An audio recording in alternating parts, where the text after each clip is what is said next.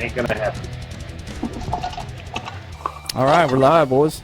Hey, thank y'all for being patient. We're about 7 minutes behind, which means we're about 20 minutes ahead of schedule, right, Ryan?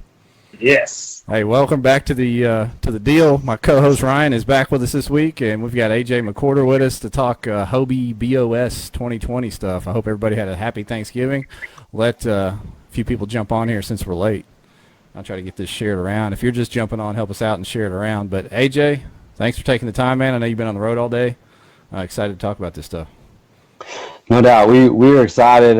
Spent a good portion of the Thanksgiving week and weekend really finalizing some of the details, locking down some stuff. And as soon as we were ready, we wanted to get it out to you all.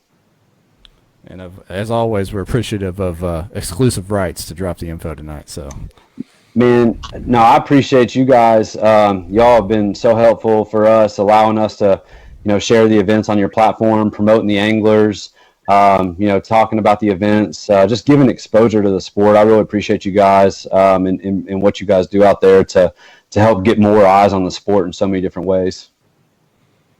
That's what we're here for, man. Keep it going in the right direction, hopefully. We're growing the sport. Isn't that the catchphrase? That's right. It's swimming in the cesspool, baby. It's still in its infancy, so we're in the kiddie pool, I guess. We're filling the pool. We'll use that instead of growing the sport. Well, it looks like we got 30-something people on here now, so they're getting caught up to our lateness. So appreciate y'all. Steve Owens jumped on and said he loves us all with all his heart. Steve, and it ain't the yellow bellies talking. Don't leave that part out. But yeah, let's jump into it, AJ. I mean, everybody's was blown away by how you guys finished things up with the TOC and what went down there, and a lot of the post-event videos got out, and people got to see that. Ryan, was there on site. I was there for the shootout, and you guys put on quite a show, and it looks like it's going to be even bigger and better 2020. So. Yeah, before we jump out of 2019, just a big thank you to all the anglers that took a chance on us in our first year. We really wanted to provide some unique things and some great opportunities for the kayak anglers, just something else. And, I know that vacation time is a little hard to come by and dollars can be tough sometimes, but, people showed out. I mean, our first year we had average like 82 or 83 anglers in our 6 opens that, stretched out all across the country. And we tried the little satellite events, and, in some places they were perfect, and other places they didn't quite fit. And, through the whole process, we qualified some amazing anglers all over the country and really found a format that works for what we're trying to do. And that's to provide a premier experience for everybody that shows up to one of our events. And, we've grown it to 9 open events this year, and we've got some cool, formats changes and some additions that hopefully is going to be appreciated by the anglers and increase participation and all those things that we're trying to do to help provide a really awesome platform for competitive kayak anglers. Yeah, I mean, I think people are pumped about hearing about some of these changes, and the schedule's been out for a little bit now. I know we're still all waiting on that TOC drop, the new location to come out, but the schedule looks good. People are excited about it. I mean, February can't get here fast enough for a lot of folks. Well, so the first event is like less than 2 months away. Seminole is like right around the corner. And our goal is to have registration up for at least the first 3 events on Friday or Saturday of this weekend. So registration will start. No membership fees for 2020. You pay your entry fee and you're in. You're good to go. Now, I will tell you all, I'm gonna drop it here first. No graphics, nothing with this. But for 2020, our host tournament app will be Tourneyx. Whoa! Hey, look out! Look out! And Michael Christopher with iAngler, that app and that guy is so instrumental to catch, photo, release fishing in so many different capacities. He does so many charity tournaments. He's helped so many grassroots clubs. He's a friend of mine. He's a great guy. And he's really helped the Hobie Bass Open and the Hobie Bass Open Series get to where it is right now. And nothing but thanks to that guy. He's an awesome guy, and really happy to have him and his option in our sport for what we're trying to do for the conservation of the fish and keeping track of that data. But for 2020, Tourneyx continues to improve every single year, and it seems to be the place where anglers feel the most comfortable and can have the most consistency on in that moment, and that's what we want to provide in that best experience. And looking forward to showcasing that platform and our series through Dwayne, Wally, and the Tourneyx platform this year. It's awesome. That's a good move for sure. Strong move, and the comments are flying in after you said that. Everybody seems to be pumped up. Yeah, we have a little panel of anglers and directors, and they kind of had a chance to look over some of this stuff over the last 24 hours to see anything, but I didn't quite put that in that. So I think for a lot of people that's a surprise because we've been with anglers so long, and like I said, great stuff over there. Really appreciative of those guys, but I think it's a move that we needed to make to help grow in 2020. Was that some of the Tourneyx, the new features and the live leaderboard and all that, did that play a factor? Are you guys going to try to integrate some of that? Yeah, I actually, pretty much have taken a year off from Tourneyx. It was something that I spent a lot of time judging during my time during the Bluegrass Kayak Anglers, and really familiar with that site. But, you take a year off from judging, and, things are different. Dwayne's got it stepped up. He does a lot of things on the front for the viewers and the anglers, but then he also does a lot behind the scenes for the directors. So I'm looking forward to seeing the improvements that he's got on that side, and showcasing our anglers' fish a little better, a little more transparency there, and then the live leaderboard's awesome. And if you followed any of our events, like we really want to showcase the anglers that are up top the leaderboard that are submitting fish.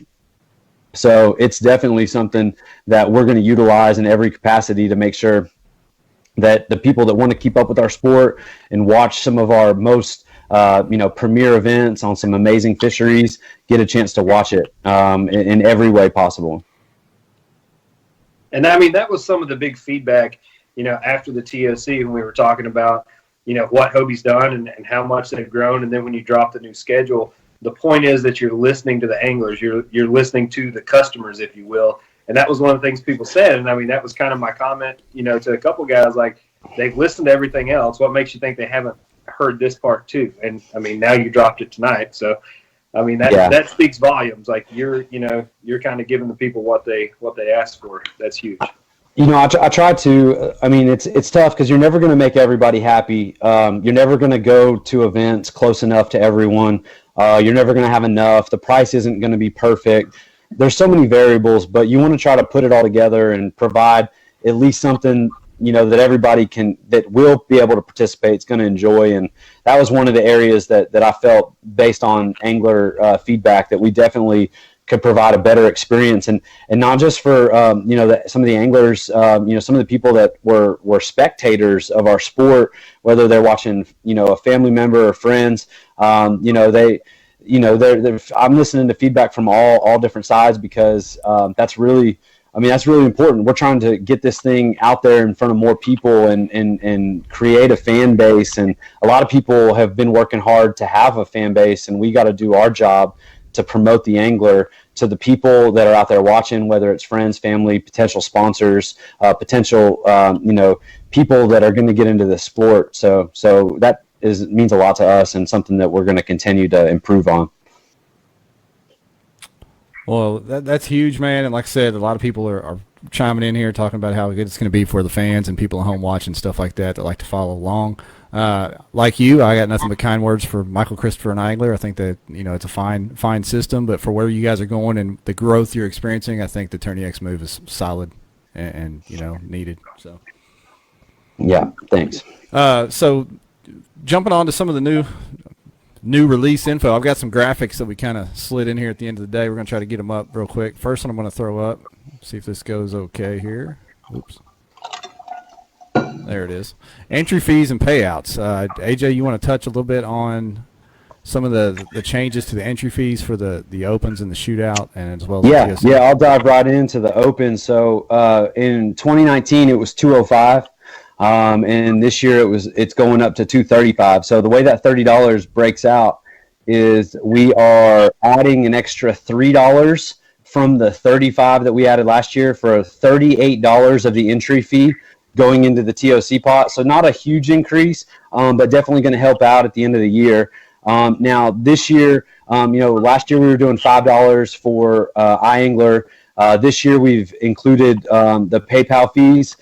Something that we looked at the end of the year is how much money we use to cover PayPal fees, and we wanted to reinvest that money into other places, going back to the anglers.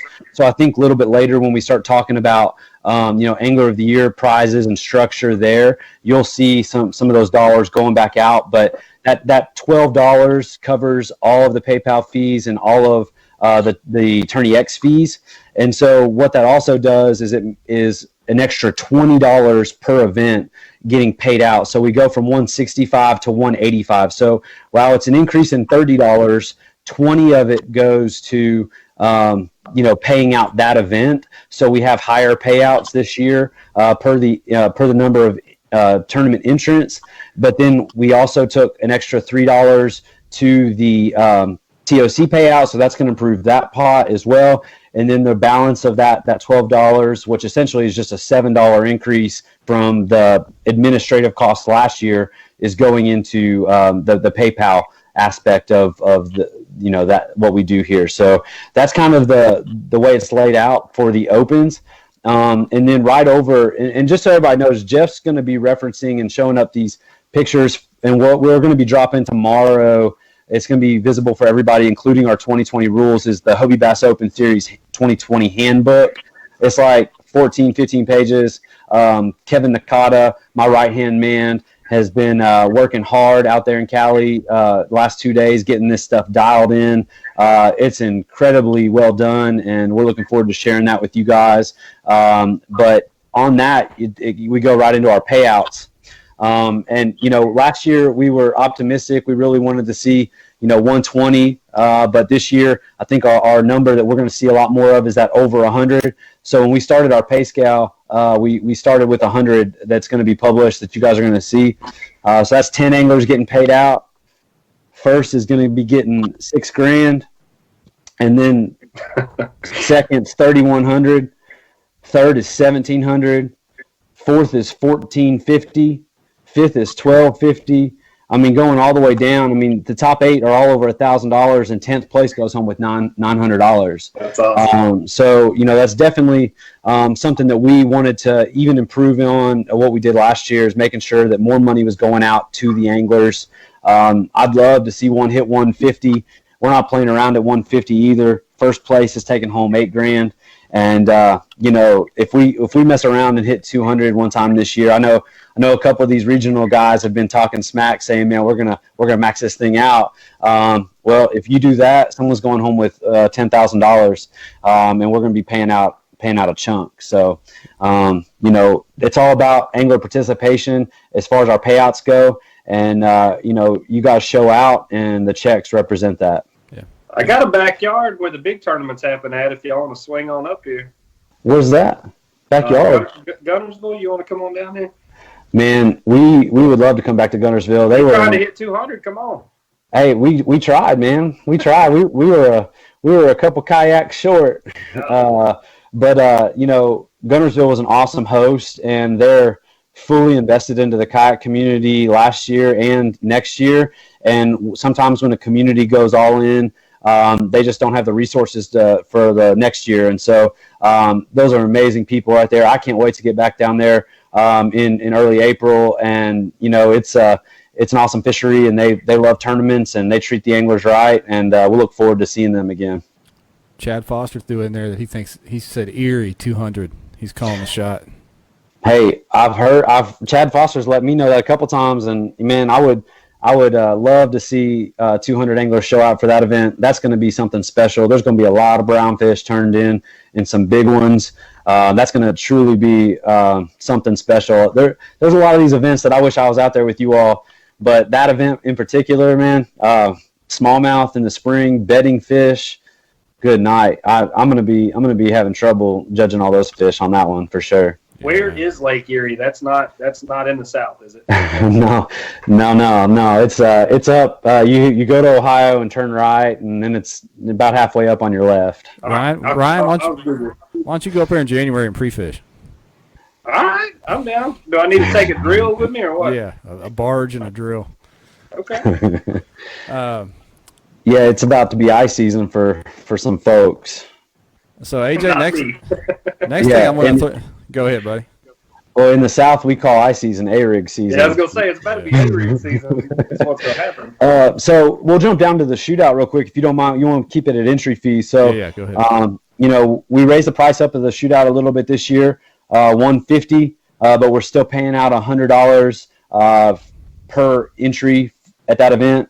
We're going to keep that consistent $38 going into the TOC pot. And, you've got your administrative fees. And then the championship's going up $100 this year, too. So from $300 to $312. So just in entry fees alone from those 50 anglers, you're looking at $15,000. We've got some great sponsor dollars going into that pot this year as well. And then, the anglers, y'all can do the math, 1,000 entries over the course of the year, which is just 100 people per event. That's $38,000 right there. So we're trying to hit some special numbers in year 2, and we're looking forward to getting there with you guys. Hey AJ, let me ask you, what was the reaction to the at the end of the year, looking back? How did the sponsors feel about how everything went for you? I think the sponsors were really happy. Obviously, there's ways that we can improve. We're looking forward to doing more, live videos and some stuff throughout the day. We're already working on trying to get some sponsor little segments that we can throw into those and share on our page. But quite a few of our sponsors, they're happy. They sent more than we asked them for. And created an awesome prize package for our champions at the TOC. 50 anglers went home with a bag that was probably worth $300-400, and it was great. And that just kind of those sponsors we'd already been through them all year. They've been supporting the event all year, and we just threw that out at the end, and they showed out. And a lot of those sponsors are invested for more in 2020. We've got some new sponsors that we're going to be dropping here soon, but we've got a great supporting cast of people out there that believe in what we're doing. They want to invest in it. They want to see it grow, and we couldn't do what we're doing without their support. So the sponsors have been huge, and for everybody that participates in an event, gets a prize, get something like that. You've heard it before, but say thank you. Let that company know, and if you get something and you like it, let people know. Buy it again. It's that's what it's all about. They want to get their product to the people that could like it, and they're using our platform to showcase it. And we really appreciate their efforts, and I know you guys do too. And your platform has such a positive connotation. When you talk to anybody after they've left a Hobie event, there's not a question, how it was ran, what the experience was, because you make it so angler focused. Even like you're saying, the updates throughout the day, you're putting the spotlight back on the anglers. Like the weigh-in, the captain's meeting, it's all angler focused. And I think you guys stayed on that road, then your sponsors are going to continue to grow because they're going to have that positive light shed on them and the product. Yeah, I agree absolutely, and that's something we want to improve on. Moving into year 2, we look back and you all will tell us if we're doing something wrong. Somebody will let us know. Those screenshots live forever, but it's hard to be a harder critic in this whole thing than I am on myself. I have really high expectations for this series, and I have really high expectations for the sport, and I've been given an incredible opportunity to lay some things out there for our anglers to grow within the sport. And I'm really hard on myself. I really want this thing to be as successful as possible, because this platform can take anglers to amazing places. We've seen it already with the Hobie Bass Open on Kentucky Lake. That was just one event a year. Now we're putting a whole series out there, going all over the country. We've got an amazing championship, and it's just really exciting to see where this thing's going to roll out to. And the Hobie World's qualifying spots. I mean, that's a huge goal on anybody's list to qualify for that. Yeah, that and it's funny because the Bass Open Series has turned into this very high level, competitive, solid return on investment, cash payout, some great financial incentives there. But this cherry at the end of this thing is world spots, and the Worlds event is a completely different feel. The competitive levels of the highest level that you've ever experienced, but the camaraderie and just the fellowship at that event is something really unique. And there's not any cash payout on that event, but it's just such an awesome opportunity for somebody to qualify and represent their country, and get to be a part of that. So we're really happy to provide some anglers that. Now, something that isn't, that's going to change a little bit this year. We'll touch base on a little bit with that through tonight's live, but because we added so many events, the winner of every event is not going to qualify for the Hobie Fishing Worlds anymore. We've got a smaller number that we've been allotted this year, similar to last year's number, but we had to find incentives. So we'll share some of those qualifying spot opportunities with you a little bit later. But just know going in that not every open event, or right now any open event, has a qualifying spot associated with it. But we're looking to have a couple in there. So we'll announce those at a little bit later date. Scott Ehrlich just asked, are we using Tourneyx now? Are you using? Yes, we are. Over. Isn't that the guy that says that every time? Over, yeah. Thanks, Scott. I'm surprised that Scott didn't ask if we were going to have motors, but I'll just go ahead and let somebody know. Hopefully we don't hurt our attendance of this live feed, but for 2020 we are maintaining pedal and paddle only for competition days. Pre-fishing is still good though, right? Yeah, pre-fishing is still good. Now, we did make one little change for the practice period. So those of you that like to use the practice period doesn't start on Saturday, it starts on Monday now. So the weekend prior to the event does allow you to fish other vessels if you would like to. But Monday before the event is when you have to be using a kayak within our rules to prepare for the tournament. And we did that.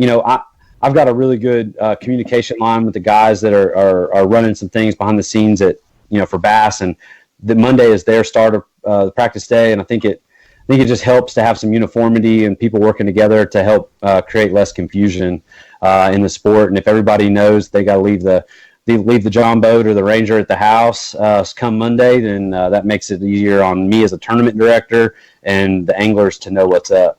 Yeah, and it's also probably easier to police. Anytime you make something easier to police, it's easier on the TDs themselves. So. Yeah. Did you already touch on the TOC payout, or did we get there yet? We don't have the we didn't touch on the TOC payout. The TOC payout is angler driven. So I mean, we've already got $15,000 in entries from the 50 anglers, and then if you do 100 anglers, that's $38,000 added to that. So carry the one, you get a nice little number there, and then we've obviously got some sponsor dollars that we're going to add to that this year. So, we'll have some more information. We're going to have a TOC release here in the next couple weeks. So we look forward to having a pay scale published if we hit a certain number of tournament entrants. So that way anglers can know, and we're going to, blast that out all year. So when Seminole rolls down and we're, got 120 or 130 out there in February, catching giants, we're going to know how much money's already in the TOC. A few weeks later when we're at Lake Fork doing the same thing. Now I've heard a lot of people saying Lake Fork's going to blow up this year. There's some communities out in Colorado and New Mexico that said they're bringing the club, they're bringing everybody. So I know the Arkansas guys show out, and I've had a lot of Texas guys message me and tell me that they're looking forward to they just don't want to miss it this year. They missed it last year, and so we're coming early. We're bringing in Lake Fork for some huge bass. So we could be sitting with some serious dollars already invested into the TOC, and it's still February. So I heard those Tennessee boys are going to come over. Lambert and Marshall and some of them may make the trip, huh? Who's Marshall? That's baby brother. If we make that trip, we're gonna need a big cooler. I'll say that, and somebody to drive. All right. Now I'd like to get out there. Clifton Allen, KBN's newest member, he put out the invite earlier this afternoon. He's trying to drum up some business for Fork. I think it's going to be a good one. Yeah, Clifton Allen. Clifton said there's 515 cabins. Yeah, he's in the comments. Everybody, welcome Clifton back to the group page. He's back in there, solid. It's going to be a good few days, folks. So AJ, next slide I got keyed up here is the Angler of the Year breakdown, which is a new thing, and it's a pretty awesome setup. So I'm gonna pull that up real quick and let you kind of touch on that. All right. So y'all heard the hint when we were sitting at that nice little establishment in Gunnersville a few months ago. Excuse me, and I said 3 events. Well, AOI is the culmination of 4 events. It is 3 opens and the Tournament of Champions. So the biggest thing that, obviously anybody that's competing for the Angler of the Year at that point is going to be at that event, but with our new structure. And so I wanted everybody that's fishing AOI to compete against each other. I think that really separates, some things out there where, you might have some regional opportunities, but, certain people just didn't compete against other people all year. Well, if you want to win Angler of the Year in this event, in this series, you're going to have to beat everybody that's coming for you on the same body of water, the same weekend, in the same conditions. And that's what's up right there. So it's going to be hard. It's going to be really difficult. And that's why somebody's going to go away with some awesome prizes and some cash. So y'all are looking at it right now at the bottom. First place is going to go on with $5,000 cash. A rigged custom Hobie Pro Angler 14360. That will be worth well over $5,000. And a Hobie Fishing, it does go sideways, and a Hobie Fishing World's invitation. So first place is going to be huge. That's where it's that's what's up. I mean, the Worlds that spot is the culmination of a season. I mean, I'm talking 4 solid finishes against some amazing competition. If you've invested that time and effort into this series and you've had good enough, performances to win that, you're going home with an awesome prize package and some cash. Second place is $3,000 cash. We'll have a prize package with that as well through some of our sponsors, and then Hobie Fishing World's invitation for that. And then third place is $2,000 cash, prize package, and another Hobie Fishing World's invite. So the top 3 AOI have an opportunity to win a chance to represent their country and go home with some cash and some great prizes. Wow, what a setup! Let me ask you, I threw that graphic back up there. Did you guys put those vice grip toes of Christine center of the picture on purpose, or what was the? Oh man, no. I'm sure she wished that picture would just go away. But I don't think that was on purpose. But it's amazing how just visible they are in that picture now that we're all looking at them, which is a little creepy. She's probably gonna stab me. She's probably gonna stab me in the throat for that one next time I see her. He's gonna have toe marks around his neck. That's why I'm wearing this hoodie already. Domestic violence is real. She's in the comments throwing the hate at me. I'm sorry. Oh no! Oh, big shout out, man! It's a day after her birthday. She's a happy birthday to Christine. We play this director angler thing all the time. It's really difficult, but she's an amazing angler. It's been awesome to watch her have success this year. And happy birthday to her. Even though I don't get to act like it because I'm running these events, I'm a huge fan of what she's doing and just really appreciate what she's doing out there as an angler as well. So big shout out. And the way you guys pull that off, it's the ultimate in professionalism. So we appreciate y'all. Yeah, we act like we don't know each other for a straight week. It's a little awkward, little hard, but that's the only way that we can make it work. And appreciate everybody for understanding how difficult of a situation that is and how important working through that for both of it is. She says you ain't gonna get out of that hole you just dug. Oof. Yikes. That's on me. My bad. Man. All right. I'm gonna throw this graphic up again. This is the prize You talked about the Custom Pro Angler for the AOI, but what about that other kayak over there on the left of this graphic that you're going to be giving away? So I'm not seeing that graphic. So you got that graphic of that custom color Hobie up right now? Yeah, it's coming. It's a little delayed on the live stream, but it's up for me. Yeah. So I mean, y'all have seen our graphics. We got this orange and black theme going on, and we make kayaks that have orange and black in it. It's kind of crazy. So we decided to put them together and only make two of them. One is that custom Hobie PA14 that's going to go out to our top AOY, but the other one is an Outback in that same color, orange and black blend. I don't know. We'll call it Boss Camo, and we're going to give that away just to a random participant. So you can earn a chance to win that kayak just by signing up and fishing one of our events. You can earn up to 10 chances. So every event that you come to, you earn a chance to win that kayak. And we'll draw for that kayak at the Tournament of Champions, and we'll figure out the logistics of how we have to get it to you. If you're there, we'll make that easy. If you're not there, we know how to get kayaks all around the country, and we'll figure that out. But that's an anybody thing.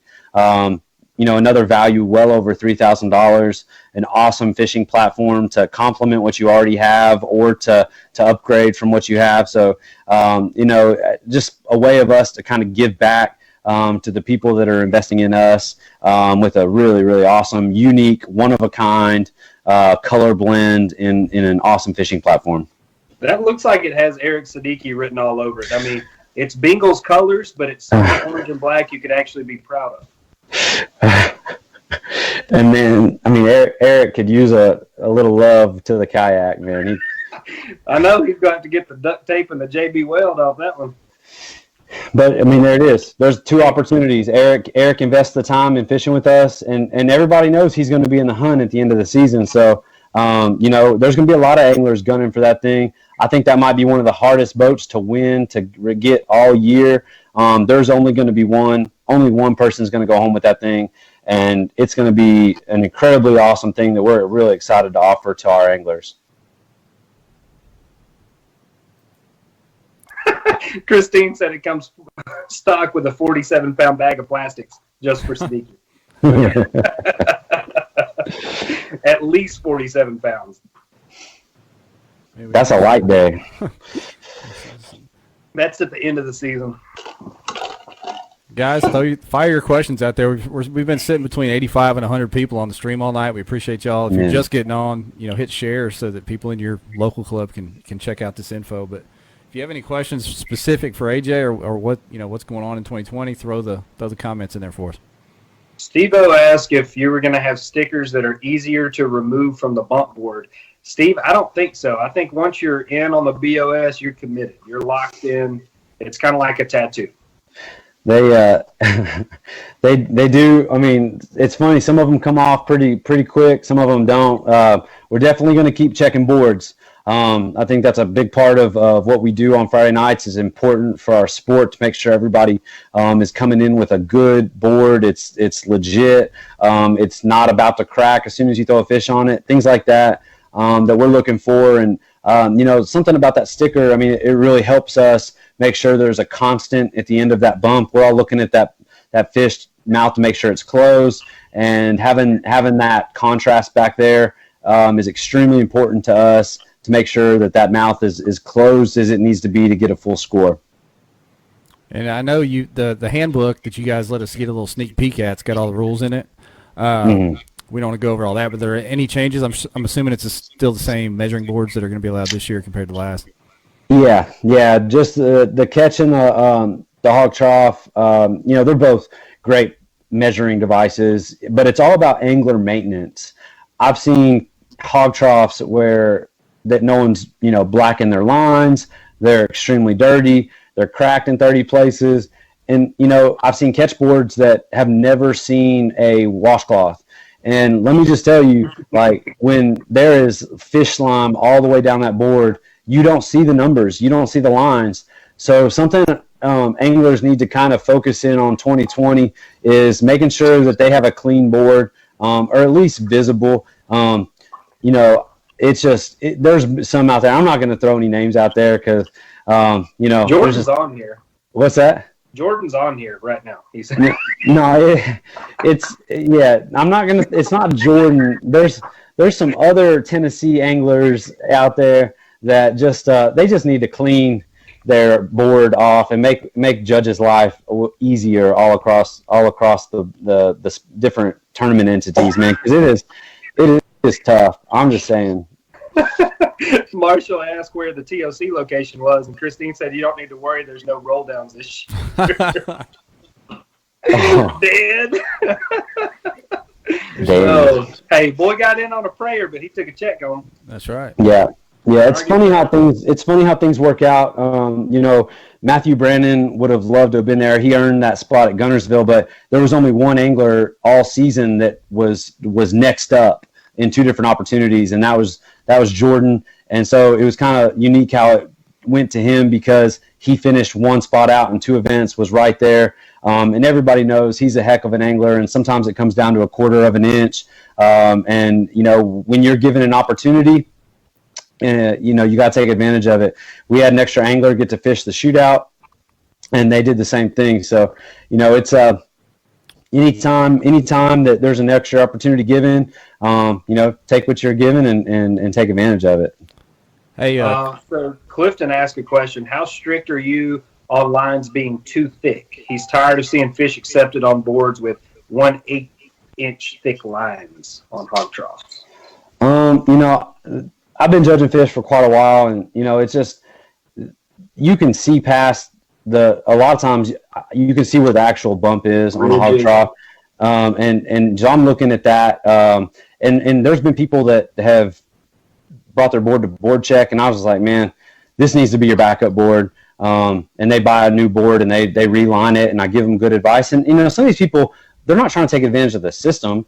They just, the first time they ever on their board, they didn't know what they were doing or why that made it difficult on anglers. Now, there's always people that are trying to do stuff, but that's why we want to check the boards. We have some verbiage in our rules again that asks anglers to not overly shade their little bumps there, and that's what we're looking for too. But it's amazing how well you can see a tail lie on that raised area on a hog trough. Especially, it's just got a different look to it. So, we're pretty strict on judging, and I don't think that's going to lighten up anytime soon. Hey, you guys are thorough on the board checks. I know that when I was in line there at a couple of your events, you're having to peel stickers off people's bumps because they can get an extra 1/8 of an inch with the thickness of stickers on there. Yeah, putting stickers on, it does, and so there's kind of a fine line between a couple stickers and 6, and then also if they're peeling off. So that's something that we're going to be kind of looking at a little more thorough this year. But we're just trying to make sure that no one's measuring device is giving them an advantage, and that's really the whole point of that. And it's just angler education on good practices and things like that. So we do that. It gives us a chance, Kevin and I, a chance to interact with our anglers through the registration process, and gives them a chance to kind of ask questions if they're uncomfortable about something or just not sure what our format is if it's their first time. So we really like that. We really like the networking aspect of our Friday night rules meeting. A lot of good stuff's come from that. It's a really good time. We feed the anglers and just really try to create a great experience before your first line's even been wet. Hey, and a big shout out for feeding the folks at the shootout this last time around. A little bit of food. Even if it's just ham sandwiches, it's a huge deal to people that are getting ready to go out there. It's a nice touch that y'all had all season. Well, thank you. Is little things go a long way, and there's we're going to try to do as good as we can to feed our championship anglers, but there's always going to be at least one meal at every event that we have, and then some events might have more. Based on the support and the deal that we've worked out with those communities. Some of these events, in format are all going to be the same, but you might notice some experience stuff that one event might have over the other. And that's just, some of these communities, it's their first time ever dealing with a kayak tournament, and they're not sure what it means. They're not sure what to do. They're not sure about any of it. And, for those anglers that are traveling around the country and chasing opportunities and doing this stuff, just remember that, like, wow, the kayak world to us is something that we're all familiar with and fully immersed into. A lot of these people don't understand our sport, and they don't understand what we're out here traveling to do. Don't ever miss a chance to share the sport and these things with other people, because there's never not an opportunity to educate somebody on what we're doing out there and help them, see a different perspective and why. Our catch, photo, release stuff, like, for conservation of fish, like, that is a phenomenal thing that we do, and I think it gets kind of lost because it's normalcy for us. It's regular, but for everybody else that bass fishes, they don't understand it. So take an opportunity to share that with somebody. Show them Tourneyx, show them iAngler, show them what that looks like. Show them how we do tournaments, and you never know where that might go down the road. Let me talk to you about something that, Bassmaster, you guys were involved with them all year from a exposure standpoint. They were, throwing out post-tournament recaps and did a lot of the press releases for Hobie. Well, then now Bass Nation has come out with their own circuit. Did you guys work together before the schedule came out this year, or how'd that go? Yeah, Bassmaster is we've been using Bassmaster as a media outlet for years. Pretty much every year for the Hobie Bass Open, and even the Hobie Fishing Worlds when it was in Texas like 8 years ago, it was Bassmaster. It was on their site. They were covering the event. And that's media, and that's something that we invest into to give our anglers a platform for them to see. Now, as far as the bass goes, I think that's a little bit different group of people. Same emblem in the corner there, but the guys at Bass, they didn't tell me a lot. I didn't really know what was going on. There was a lot of reading between the lines because there's NDAs out there, but right. They reached out, and I really appreciate them respecting our organization and wanting to make sure that we didn't have regionally affected conflicts. And I know there's some conflicts out there, and it's tough.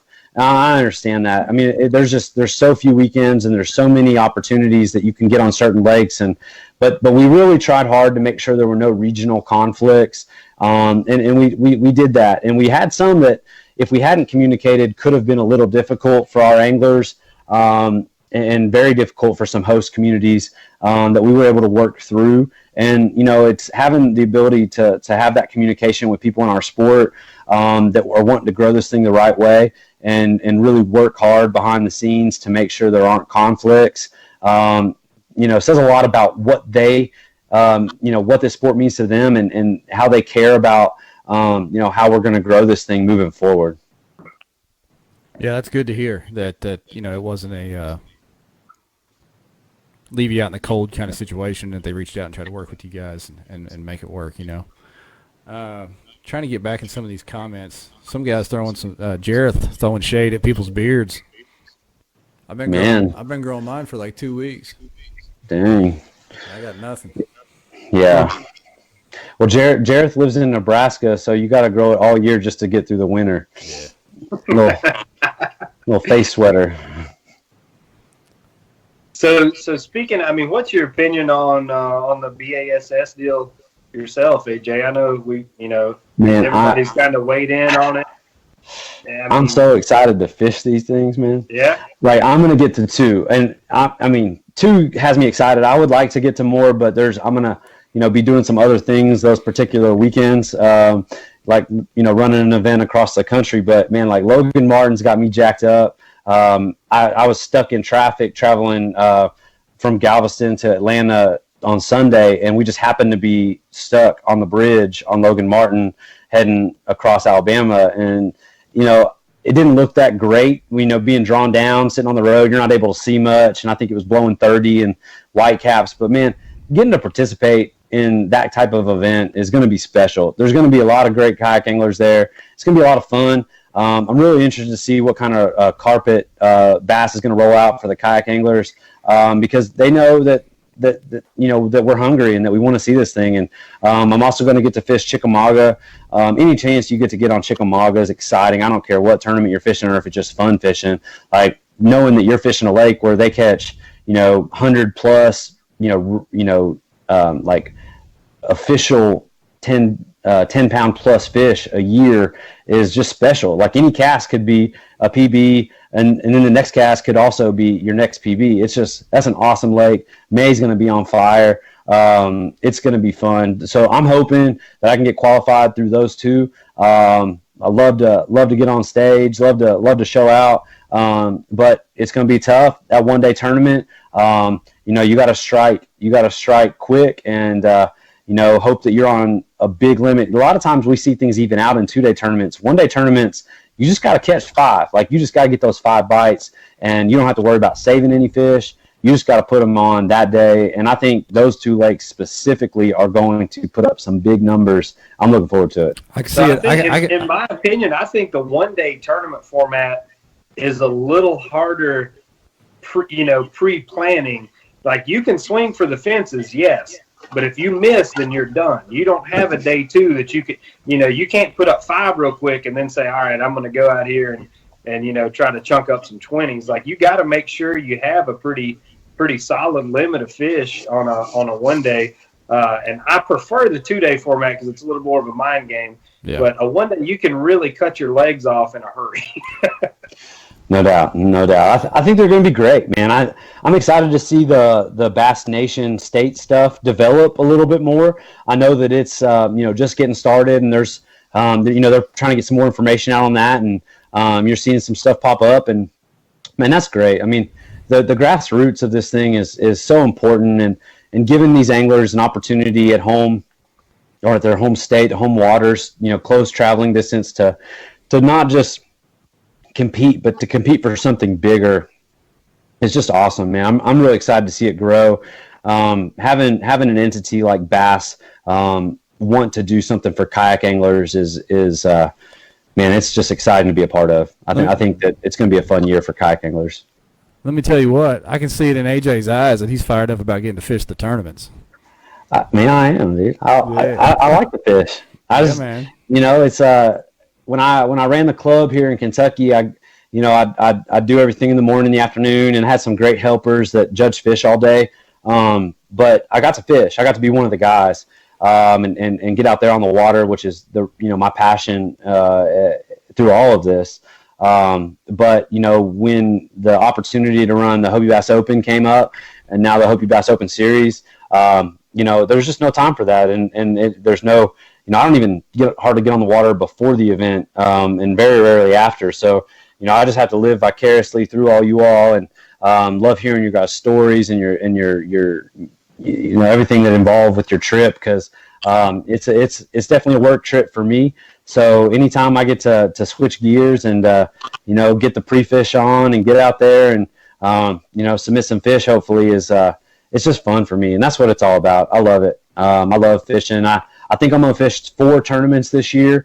There's been some months in the past where I fished 4 tournaments in a month. So, but I think I've got it to 4 unless Steve-O throws me a little winter treat next year that I'm in town for.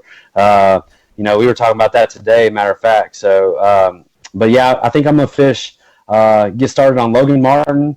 Going to try my hand at the national championship. Then I'm going to be able to go to the Chickamauga event. So 2 bass events right there, and then I've been talking about it for years, but it's never worked out. I'm gonna try to make it up to the Border City Classic, fish with Rich Offner and those guys. I know they're excited to bring that event back. The opener for Canada, and Lake St. Clair is a phenomenal fishery, so I think I'm gonna try to go and fish that one. So there's my tournament schedule for next year. I couldn't be more excited for all 4 of those events. Just getting to fish is. It's a rewarding thing these days. Well, man, I hope you drop the hammer on them. I know everybody is well aware of how good of an angler you are, and you sitting out for the Hobie events to be the tournament director is much appreciated. Everybody and appreciates the job you're doing. If there was a KBN Sportsman of the Year, I bet you'd be right up there as to being one of the guys that would get that or get nominated for it. So we appreciate you, brother.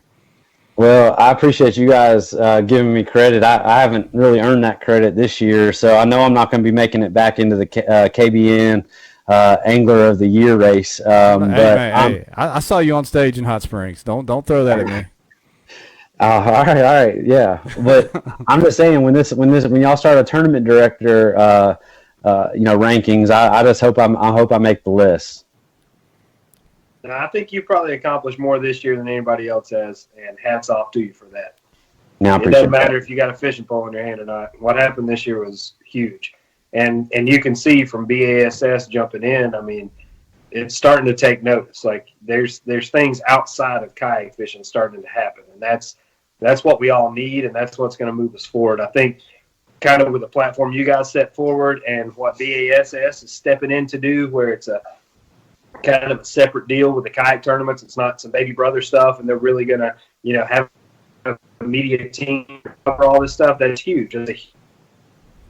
I thought Ryan was fixing to say game changer. We just lost huge. him. Oh, you're back. We got you. It's a game changer. No. Yeah. Seriously though, I mean it's awesome the way everything's moving in the right direction. That's what we needed. Appreciate it, man. It's looking really good. And I just saw on here Corey Dreyer, former Hobie pilot. Corey Dreyer is going to come fish some Hobie events. That's right. You heard it. You heard it here first. Was that, man? That's exciting, man. It's good to see Corey. I know Corey has a very time-consuming job and a big family, and it's tough, but it's always good to see him around at these events. So I had to put one in his home state, so hopefully he'll be at that one. But be good to see him, man. It'd be good for him to see what these Hobie Series events are all about. Yep, I'm looking forward to seeing him on the road. Anybody else out there get any questions? We don't want to keep AJ all night. I know it's late out there east of the Mississippi, right? One of the big things that it's not too late. I mean, 10:30, but the remember how old I am, AJ? Yeah. I forget, man. You act young like the rest of us, man. One of our big rule changes this year, rule additions, is we wanted, this is angler safety is our first priority, and fish conservation is second. And one of the things that we felt needed to be improved on in our format is the release of the fish. I mean, that's what we preach, that catch, photo, release. So before fishing, casting, anything can resume, the fish that you caught has to be released. So that is for the fish. That is for making sure that we are taking care of our resources. You see, pros, I mean, even whether it's MLF or a away tournament, they've got to get that fish off the hook. They've got to put it in the box before they can go fishing again. So, that's kind of what we're trying to do, is implement that right sequence of events to make sure that the fish is taken care of. It's not hanging out on the side of the boat for, an hour, whatever. That doesn't need to be happening in our sport. And that's something that we have added into our rules for 2020. It is catch, photo, release, and then you can get back to it. No holding one on schooling fish or anything like that. No more of that. But like if you're catching, 2, 3, 4 at a time on an A-rig, you take care of your fish. But you're gonna, before you start fishing again, you're gonna get that fish taken care of and released, and then you'll be good to go once they're all back into the water. Christine asked how many rules are inspired by individual anglers. There are a few. There are some rules in there that have little nicknames. Behind closed doors. She's not behind those. Yeah. She needs to jump out from behind that door and just say that on camera. I want to see it. She can't keep her toes off the keyboard tonight. I thought we were safe. I knew it was past her bedtime. I figured she'd be out for the count. So you don't have any kind of insight on where this TOC might be, do you? No, I'm going to drop 2 hints tonight. I'm going to drop 2 hints, and we're going to have a release. 2 hints. It is not a state that is represented on our current schedule. Okay, Alaska. And that's one. But to narrow it down even more, it is a former host city of the Bassmaster Classic. So not only is it a state that's not represented on our current schedule, but it is like ultimate championship waters. And so we're excited to release that out. We got that finalized right before Thanksgiving. It was a very little big Thanksgiving Day a gift to myself and all the people that were working on that. And we can't wait to share that with you all and get some more information about the culmination of what this season is all about and where you guys will be competing in for the championship and Angler of the Year for 2020. I like it, man. Stacy Martin wants to know, is it warm water? Well, you know, it could be. You know, I don't know. We'll see. You know, that time of year. That's a cool thing about November. I mean, and pun intended, I guess. But like, you never know what kind of weather you're going to get. Like, it could literally be snowing. It could literally be 80, and that's going to completely change the pattern. And it's kind of an equalizer at the end of the year because it's really hard to, like, if you're a local. I mean, we've all been locals on our home waters trying to figure out what the fish are doing in November. And it's like, man, what is going on? They're not on the winter pattern. They're not where they were last week. They're not, you know, it's that weird fall transition. And depending on what happens, you know, fishing wise or weather wise, the week before the event is going to completely change the weather. And the fishing, the fish were on topwater at Ouachita the week before, and then it was a grind for the tournament. The day before. They were on top water the day before. Yeah, that rain and that cold front came through. And that can happen anytime. I mean, I've been down at the original Tournament of Champions down Lake Fork, and it's like 28 degrees the launch for day one. And I'm trying to figure out if I have gloves in my truck and figuring out if I have any cold weather gear because it was 80 all week. And, you know, I was in Texas feeling good. And so that's, you know, anywhere we go in November, you know, it could potentially have some weather drastically changing the fish. But, you know, I would love to see good weather and warm enough water for Stacy to be with us. Stacy's going to have to qualify first. That's what he really needs to worry about. Well, we've given some more chances this year. So, you know, in case people aren't aware of that, you know, I'll reiterate that again. So first, second, and third of non-qualified anglers in every open are going to earn their shot to be in the TOC. And then we're going to take the top 20 in our points. And that's going to be good for 47 anglers.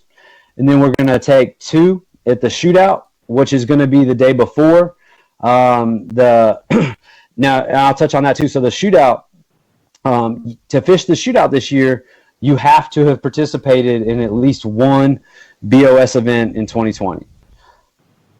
So that was some great angler feedback that I got, and they wanted to see that, you know, kind of be implemented. And I agreed wholeheartedly. I felt like, you know, with it just being a one-day shot, we wanted people that have invested some time into our series.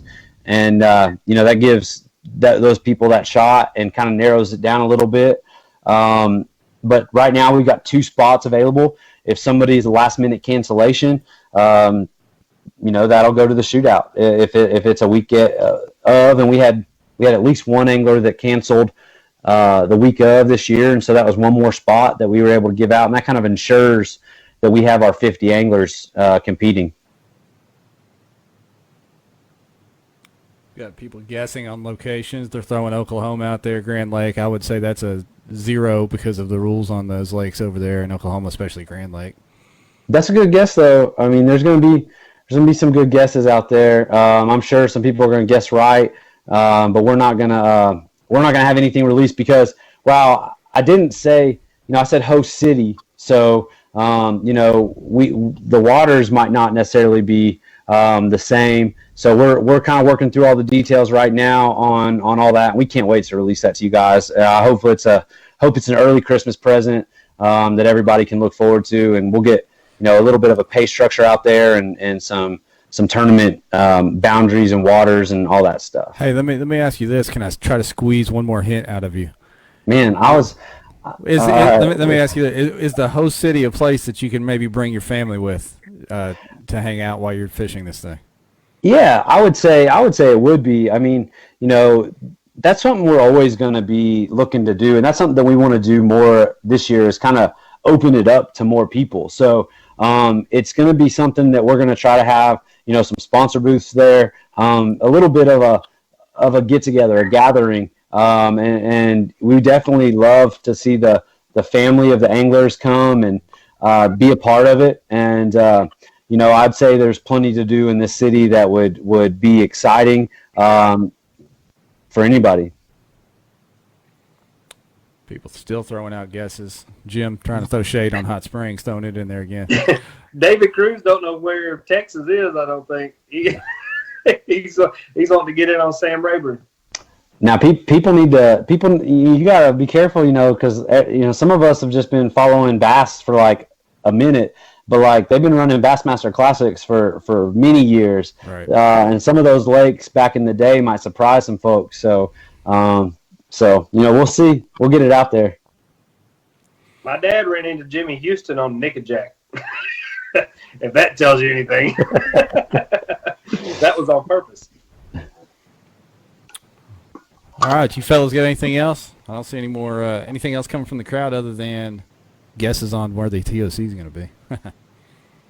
Jim Clark and Corey Dreyer slapping back and forth at each other has been pretty entertaining. Yeah, that's worth a read, AJ. After this, get back in this thing if you can't sleep and read some of that. Oh, well, I appreciate it, AJ. Thank you for coming on, and again, thanks for everything y'all have done this year and what you're doing for the anglers. It looks great, and can't wait to get out and hit the road and try to qualify for the TOC again. Man, yeah, absolutely. Thank you guys once again for giving us a platform to talk about this and get it out there in front of more anglers. And a big shout out to all the anglers that participated in year one, and then everybody that wants to get back in year two. And hopefully we see some new faces. We want to grow this thing. We want to see these numbers come up a little bit. As our numbers come up, our payouts go up, and then the TOC payout goes up as well. So we're looking at where anglers are traveling in from. We're looking at all that stuff and trying to figure out where we can go in 2021. Already building a schedule. Already got a confirmed couple locations for 2021. So we are building. We are trying to do this thing the right way, and continue to give you all that support us an amazing platform to compete at the highest level in kayak fishing. Hey, real quick, Katie Baca said that fill the cesspool should be a thing at some of these events for charity. I don't know how would we do that. How would we would pull that off, but I don't know. Side pot. Let's do a side pot. Yeah, I'm down. All right, AJ. Hey, we appreciate you, man. And once again, thanks for taking the time and for what you guys are doing. And we'll be sitting tight, waiting on that TOC location. Real quick, I got two questions for you guys. Uh-oh. So, Ryan, what's the first boss event that you're going to show up to? Seminole, baby. I'm ready to get off. All right. Jeff, what about you, man? I'm going to be on Fort. You know that. All right.